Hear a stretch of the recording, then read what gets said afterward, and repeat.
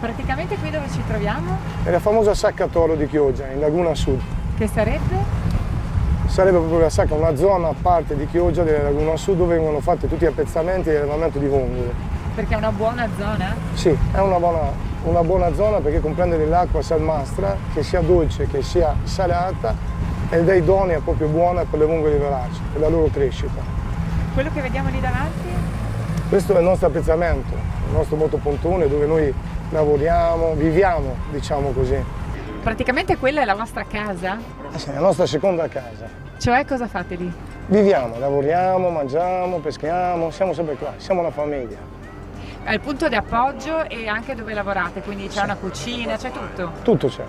Adesso vi porto a vedere. Attrezzatissimi. Portate anche qui il cibo ogni tanto preso dai ristoranti della zona? Sì, ce lo facciamo, anche con le stesse vongole, le prendiamo, le mettiamo qui un'ora a purgare, poi di che li mangiamo, li cuciniamo, facciamo la pasta asciutta. Proprio a sapere se i vongolari mangiano le vongole? Sì, non spesso, perché è così quando ci mette, però le mangiamo.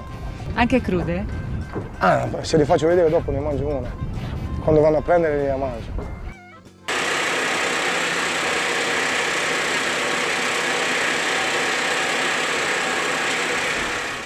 Abbiamo la nostra cucina, la nostra stufetta. Per quando fa proprio freddo? Sì, sì, sì, sì. Quelle sono anche le telecamere perché Queste avete anche un le sistema di telecamere. videosorveglianza? Sì. La sala motori dove abbiamo la corrente. Questo è il generatore praticamente. Questo è il generatore di corrente, quello è tutto, abbiamo tutta la corrente anche a bassa tensione, tutto con i pannelli solari, appunto perché per non creare, anche lasciando sempre il generatore acceso, crea un danno alla natura, allora abbiamo tutto fotovoltaico.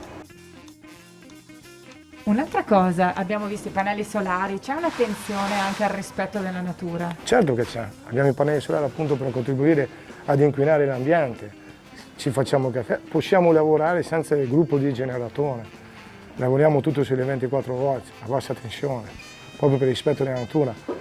La carta viene messa sulla carta, la plastica sulla... Tutto viene fatto a norma di legge e nel migliore rispetto della natura.